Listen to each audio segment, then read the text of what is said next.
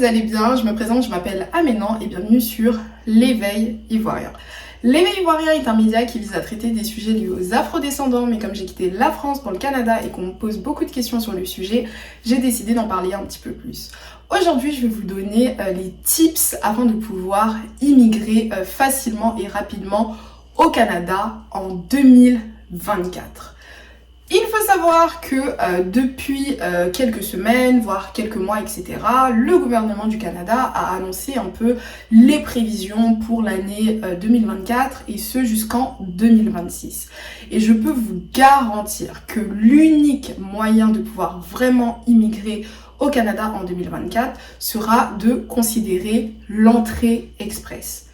Qu'est-ce que c'est que l'entrée express? C'est le système d'immigration qui permet de pouvoir rentrer au Canada directement avec la résidence permanente. Beaucoup de personnes vont vous dire que le moyen le plus rapide et efficace pour pouvoir rentrer au Canada, c'est soit le visa étudiant ou soit le visa visiteur. Alors c'est absolument pas vrai du tout depuis quelques mois.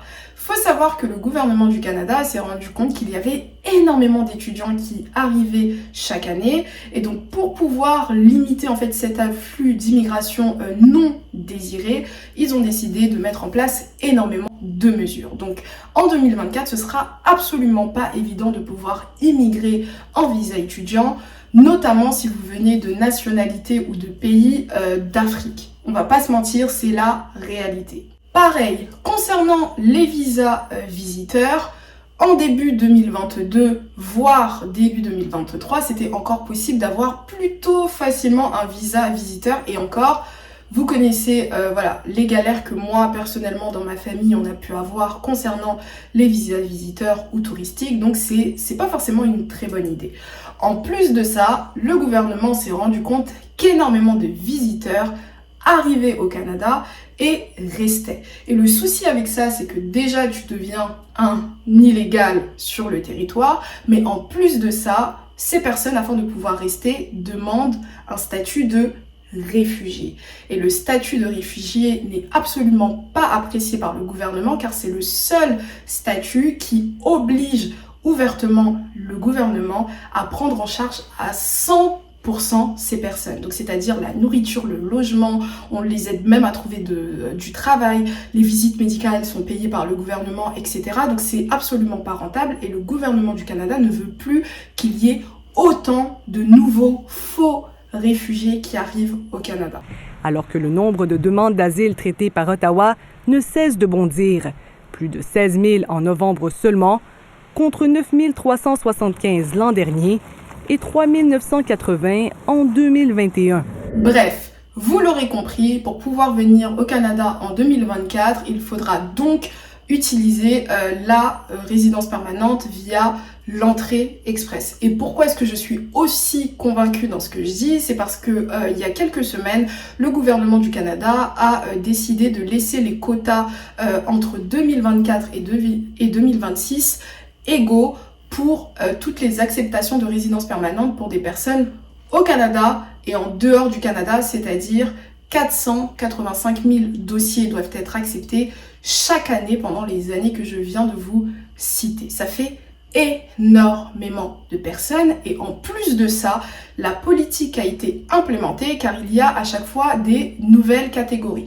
Par exemple, en ce moment, si vous avez un très bon niveau en français, vous avez la possibilité de pouvoir être sélectionné beaucoup plus rapidement.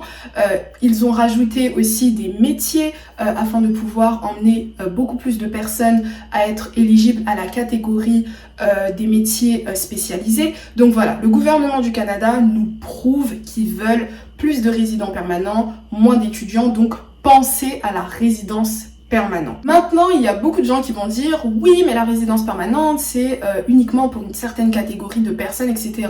Absolument pas. Ça, c'est vraiment une idée reçue que les gens se font par rapport à ce programme, car on pense qu'il faut forcément soit avoir de l'expérience au Canada ou soit avoir un master ou des très très grands diplômes, etc. Pas du tout. Avec un bac, vous pouvez faire la résidence permanente. Même si vous n'avez pas d'études, mais que vous avez de l'expérience dans un travail, dans un domaine qui est recherché par le Canada, vous pouvez avoir la résidence permanente. Si vous êtes bon en français, vous pouvez avoir la résidence permanente. Enfin bref. En gros, il faut juste comprendre le système. comme c'est un système de points, plus vous allez avoir de points et plus vous allez pouvoir être sélectionné. Mais pareil, en termes d'argent, c'est beaucoup plus rentable de faire une résidence permanente que de faire un visa étudiant. Car la preuve de fonds qu'on va te demander dans le cadre de ta RP ne va absolument pas être retirée par le gouvernement. Alors que, on va pas se mentir, un étudiant, il est obligé de payer ses cours pour pouvoir rester au Canada, être éligible pour les futurs programmes, etc. Le but de cette vidéo n'était absolument pas de vous montrer comment faire pour pouvoir faire les démarches de résidence permanente, car j'ai énormément de vidéos sur le sujet, mais c'était vraiment de vous donner cette nouvelle.